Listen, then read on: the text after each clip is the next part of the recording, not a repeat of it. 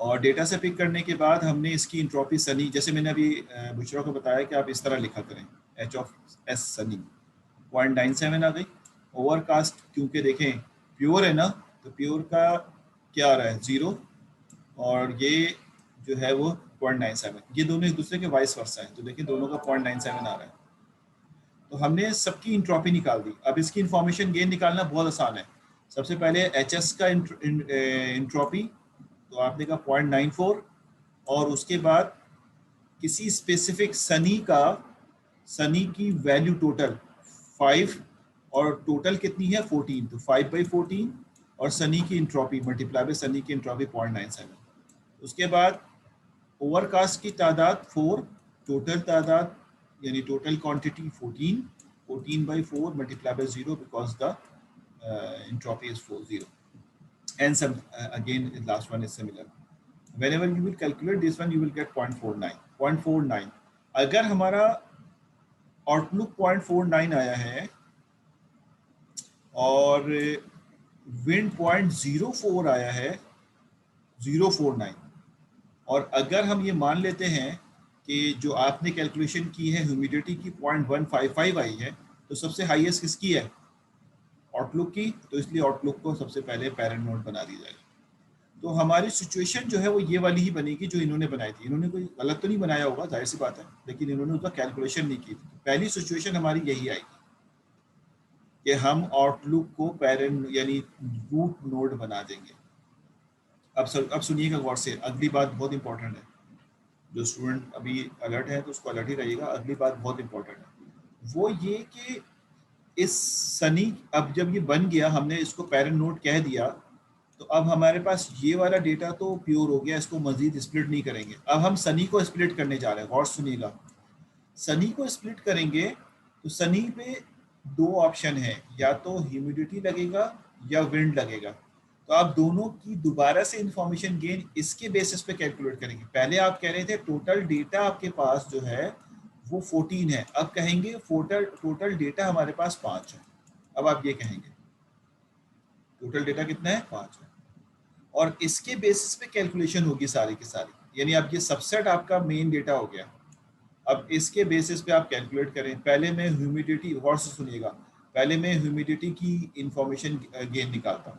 अब मैं इसके लिए सेटिंग कर रहा हूँ, सारे स्टूडेंट देखना, और इस सबसेट के लिए कर रहा हूँ। तो मैं कहूँगा ह्यूमिडिटी के लिए मैं कैलकुलेशन कर रहा हूँ, HU लिख देता हूँ मैं उसको, और मैं अब इसकी जगह पे जो डेटा की तादाद लिखूँगा ना, वो लिखूँगा कि 2 यस है जैसे पहले लिखा था, और 3 नो है, 3 नो है। ये हो गया। इसकी दो वैल्यूज़ हैं ह्यूमिडिटी की, एक हाई है और एक लो है, वो नॉर्मल है। अगर हम इस वक्त इस पे हाई की तरफ जाते हैं, तो हाई की तरफ जाने की वजह से हमें नज़र आ रहा है कि अगर हम इसको आगे फर्दर स्प्लिट करेंगे तो हमारे पास 2 यस आएंगे। हाई की तरफ अगर जा रहे हैं, सॉरी, हाई की तरफ अगर जा रहे हैं तो हमारे पास 0 यस आएंगे और 3 नो आ जाएंगे। ठीक है, हाई के तीनों नो हैं। और उसके बाद अगर हम इसकी नॉर्मल की तरफ जाएंगे तो नॉर्मल में 2 यस आएंगे और 0 नो आएंगे। और 0 नो का मतलब है कि इस पूरे का समीशन 5 ही होना चाहिए। तो देखें टोटल 5 है, 3 यहाँ आ गए, 2 यहाँ आ गए, 5 आ गए। अब इस बेसिस पे इसकी हमें इंफॉर्मेशन गेन कैलकुलेट करनी है, जैसे पहले किया था। इंफॉर्मेशन गेन के लिए पहले इंट्रॉपी, सबसे पहले इसकी H ह्यूमिडिटी की मेन इंट्रॉपी कैलकुलेट करें।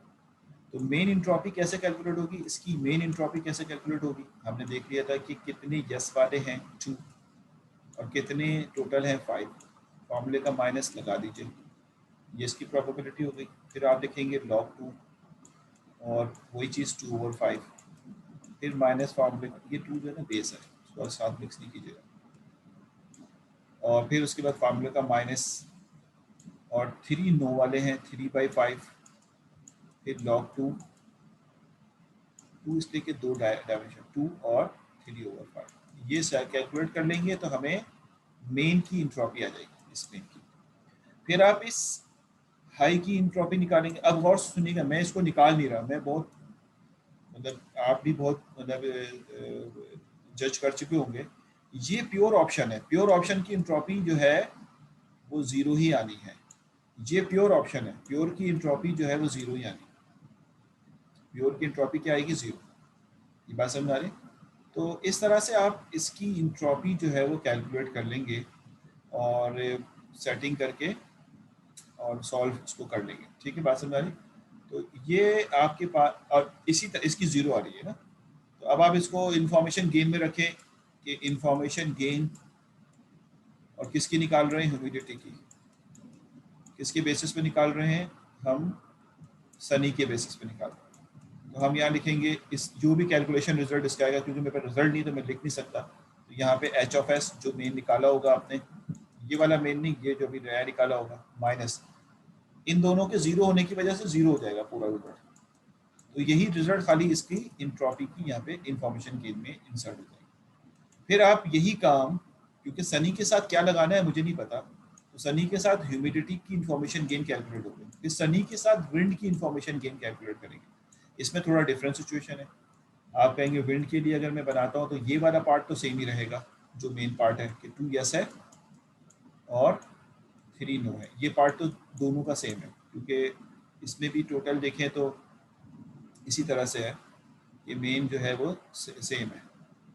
अब आप कहेंगे कि इसको हम किस तरह से आगे बढ़ाएं, तो वो आप आगे इस तरह बढ़ाएंगे कि वीक वाले में अगर जाते हैं तो इसका एक ऑप्शन जो है वो वीक है, विंड का एक ऑप्शन वीक, वीक में 2 यस है, 2 नो है, 1 यस है, 1 यस है और 2 नो। और इसी तरह से यहाँ पे अगर जाएंगे तो आपको यहाँ मिल जाएगा तो दूसरा ऑप्शन जो कि स्ट्रॉन्ग है। स्ट्रॉन्ग में 1 यस है और 1 यस है और 1 ही नो, तो टोटल 5 होने चाहिए। 2 यहाँ पर है और 3 डेटा यहाँ पर है। इसकी आप इंट्रॉपी निकालेंगे, इसकी तो निकाल चुके होंगे पहले, इनकी अलग अलग निकाल के सॉल्व करें।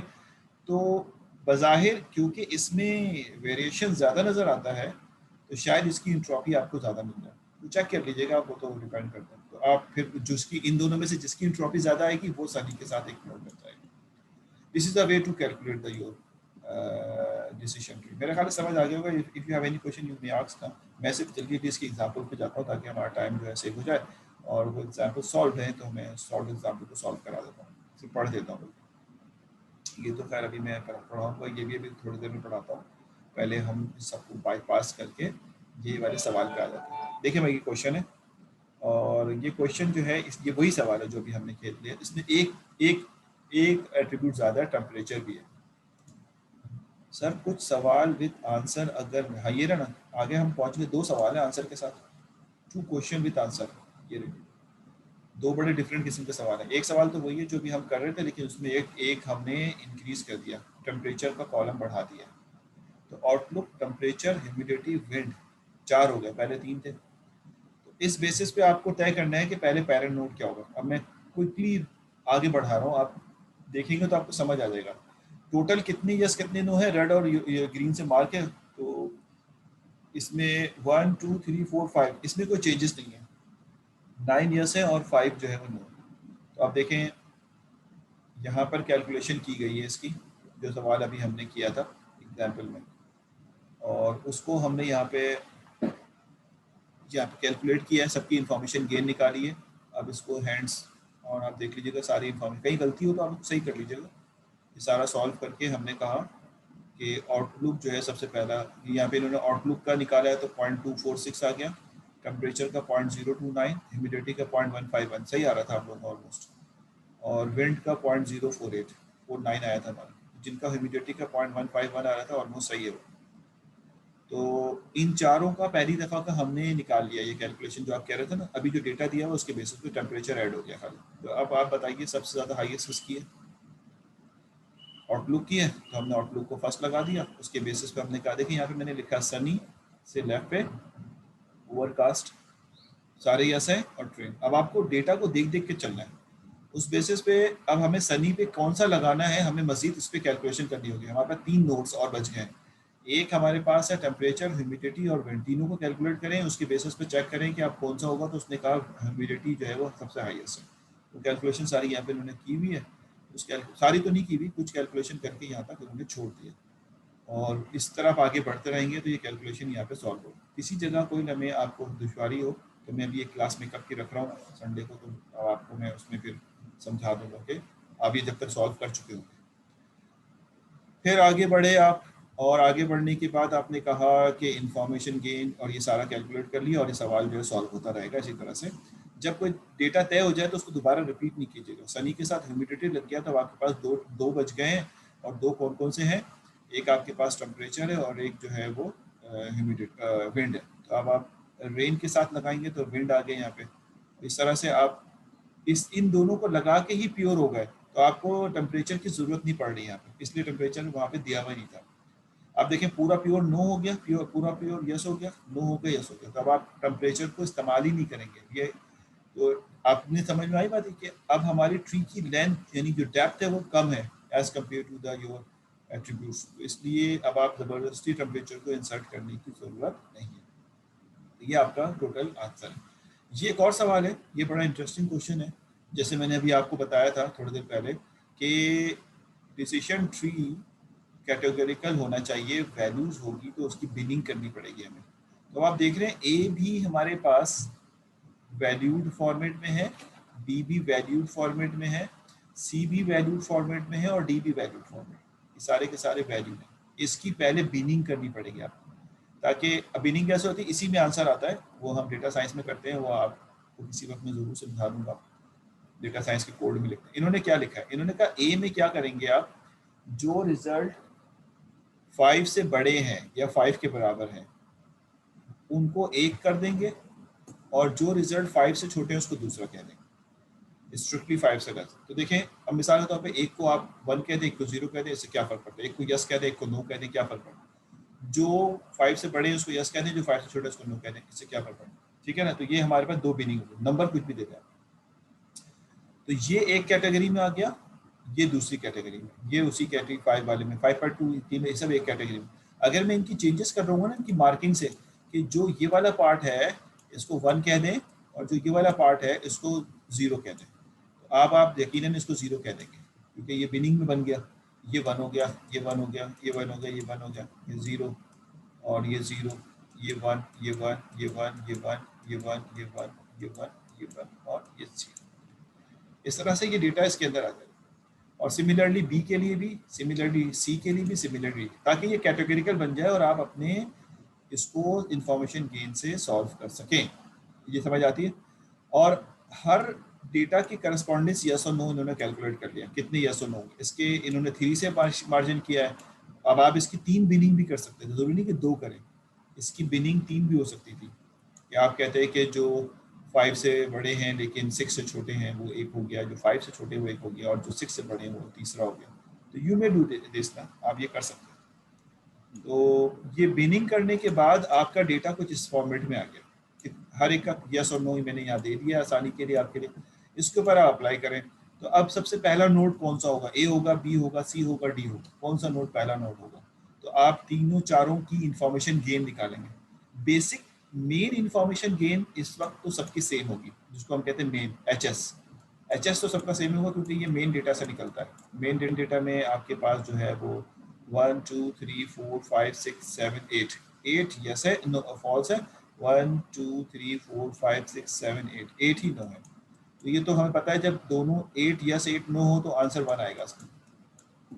ये आपको पता हो जाना चाहिए, बहुत सारी चीज़ें पता। जब ये इक्वल साइज में हो यस और नो तो आंसर जो है वो 1 आ जाएगा। तो आपका आंसर जो है वो 1 आ गया। इस बेसिस पे फिर आप ए की इंफॉर्मेशन गेन अगर निकाल रहे हैं तो ए की इंफॉर्मेशन गेन के लिहाज से इसका मेन एच एस तो 1 आ गया जो कि सबका ही आएगा, लेकिन अब इसका सब पार्ट का निकालेंगे। एक पार्ट ये, एक पार्ट ये। किस पार्ट का निकालेंगे? जिसमें ग्रेटर देन इक्वल टू 5 है उसका निकालेंगे, और एक किसका निकालेंगे? जिसका लेस देन 5 है उसका निकालेंगे। तो इसका इंफॉर्मेशन गेन निकालने के लिए यहाँ पर आपको दिया हुआ है टोटल 5 यस 7 9। तो आप यहाँ पे वही फार्मूला है इंट्रॉपी का और वही फार्मूला इंट्रॉपी का, और उसके बाद इंफॉर्मेशन गेन ऑफ ए, और चारों का इंफॉर्मेशन गेन।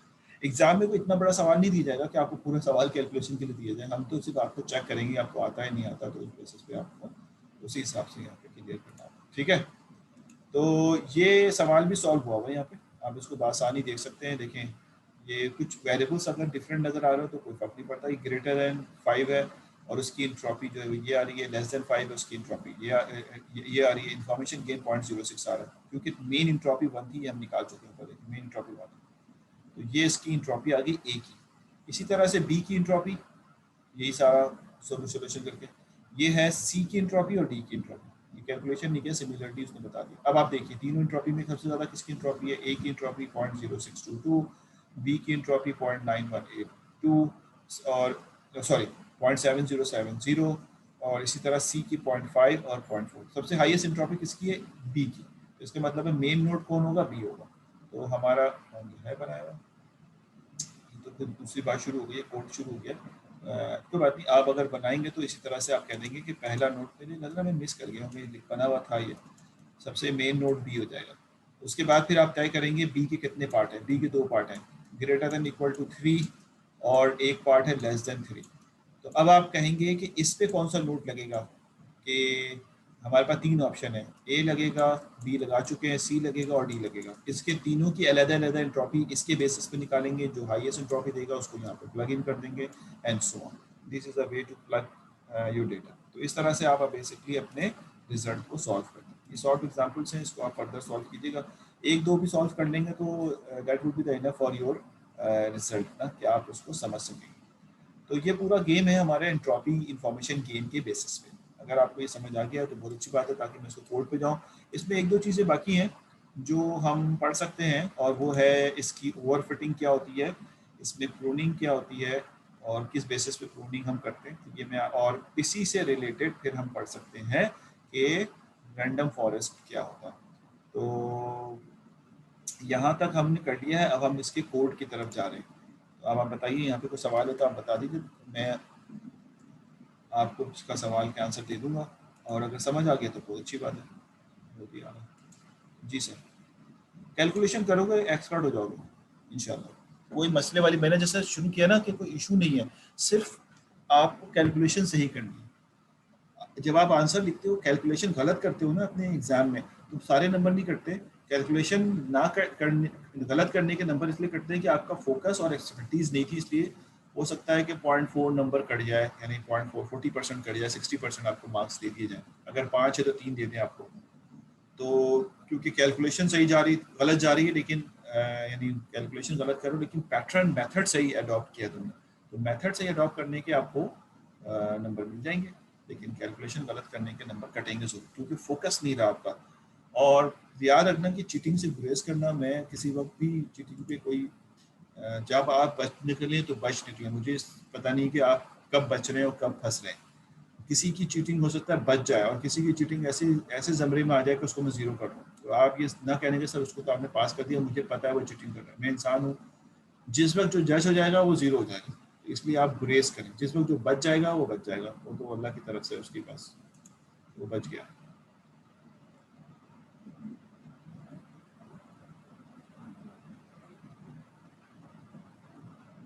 ठीक है, मैं हाफिजा समीम मैं बताता हूँ, 2 मिनट दे दें मुझे, मैं कोड करा के आपको ये करा के जाऊँगा, फिक्र ना करें। आप एक दफ़ा कोड कर लें इसका, कोड करके हमारा काम खत्म हो जाए। भाई देखिए, मैं आप लोगों से ये कहता हूँ कि मैं संडे को 7 o'clock पे क्लास लूँगा।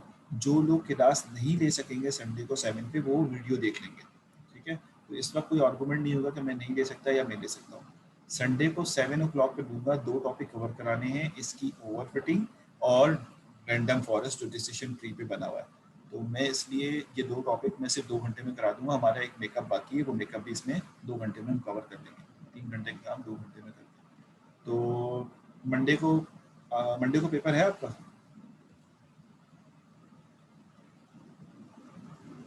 किसी का मंडे को पेपर है?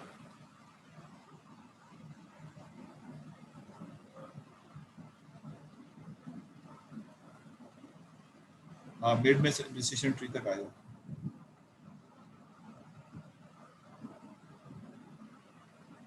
हाँ, मंडे को अगर पेपर है सुबह, तो कुछ लोग जो हैं वो, आप बेशक क्लास ना लें, बाद में वीडियो देख लीजिएगा, ठीक है? ताकि आपको कोई परेशानी ना हो, आप अपनी तैयारी करते रहें, कोई टेंशन ना, जब आपका थक जाएं पढ़ के तो फिर आप क्लास लेने के लिए आ जाइए।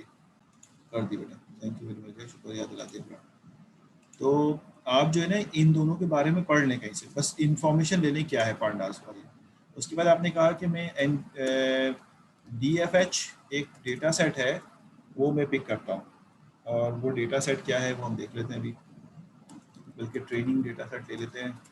और उसको जैसे पहले हमने पिक किया था, यहाँ पे मैं लिखता हूँ इन pd dot read underscore CSV, और यहाँ पर मैं लिखता हूँ टाइटैनिक अंडरस्कोर क्लीन। मैं दूसरे डेटा सेट पे भी काम कराऊंगा, आप बेफिक्र हो जाए बिल्कुल। CSV ठीक है, हमने कहा टाइटैनिक का डेटा सेट हमने ले लिया और इसको रीड कर लिया। जब रीड करके एंटर किया तो ये रीड हो जाना चाहिए।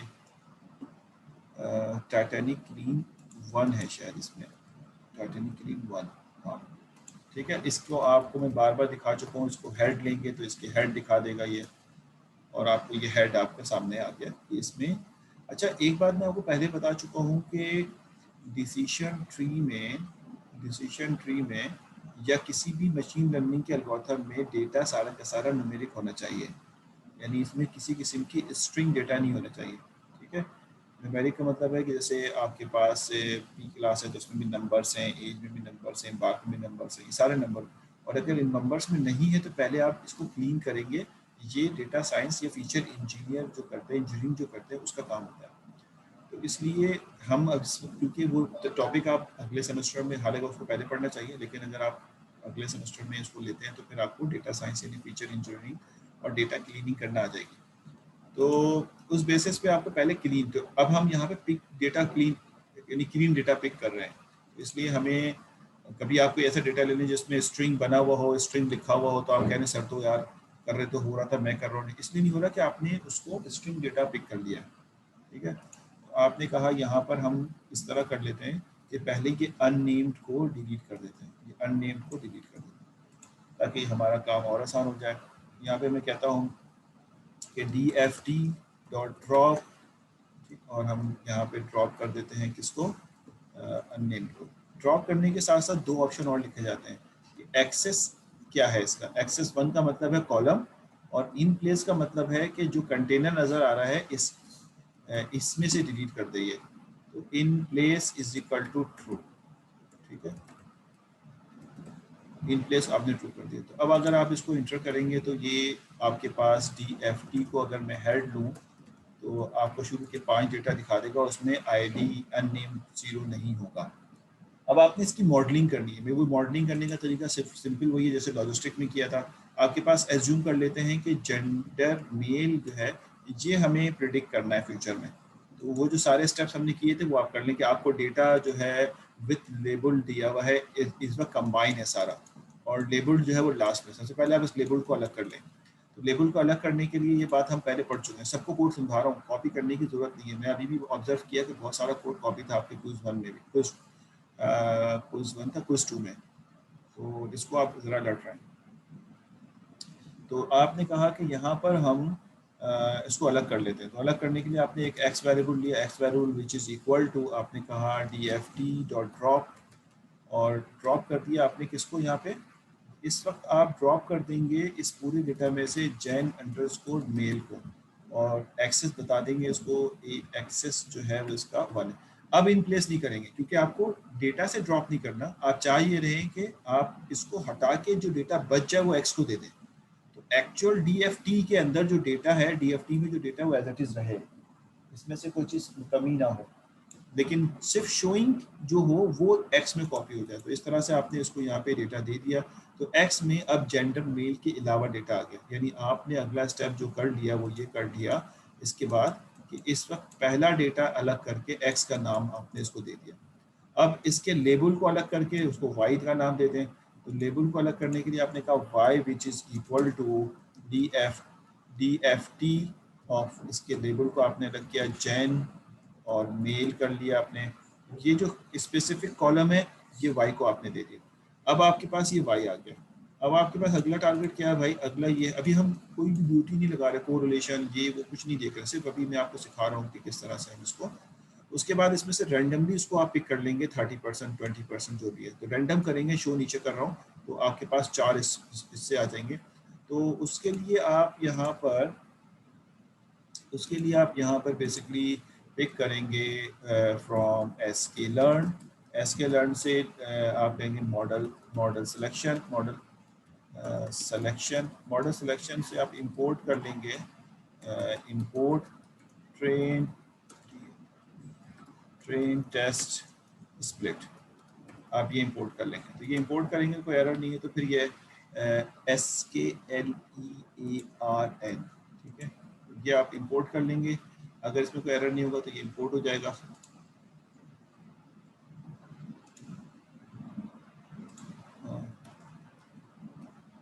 स्पेलिंग मिस्टेक हो, अच्छा, thank you very much, correction करवाइए, thank you very much.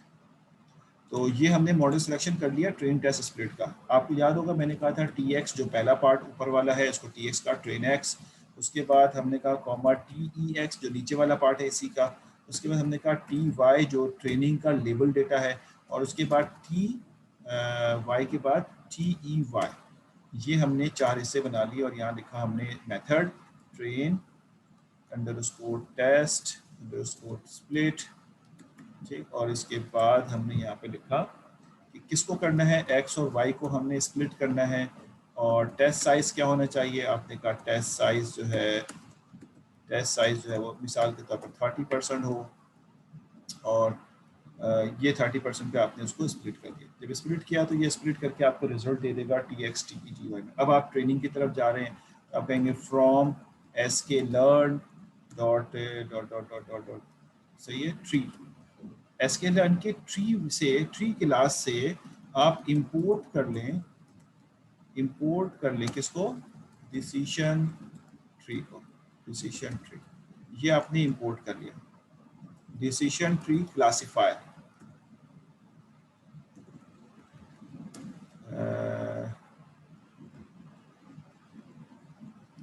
Decision tree classifier, शायद ये है इस तरह से, sklearn डिसीजन ट्री क्लासिफायर, ये आपने इंपोर्ट कर लिया, ट्री देखिए इंपोर्ट हो गया।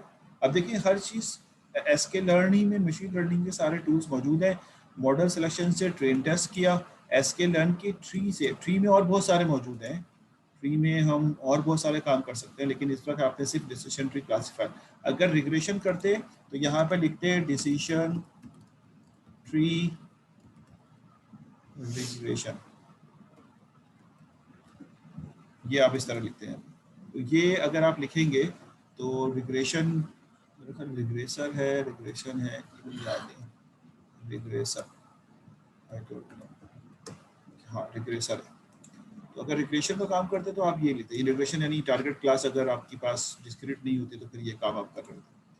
अब आपके पास डिसीजन ट्री, इस वक्त हम क्लासीफायर पे काम करेंगे, तो ये आपने ले लिया। अब आप कहेंगे कि मुझे मॉडल बनाना है, मॉडल डिज़ाइन करना है, तो आप लिख लें यहाँ पे मॉडल, और डिसीजन ट्री का मॉडल है तो DT which is equal to, ये हमारा अपना सजेस्टेड नेम है, और इसके बाद आपने कहा कि मॉडल जो है वो हमें डिसीजन ट्री का बनाना है, तो डिसीजन ट्री क्लासीफायर,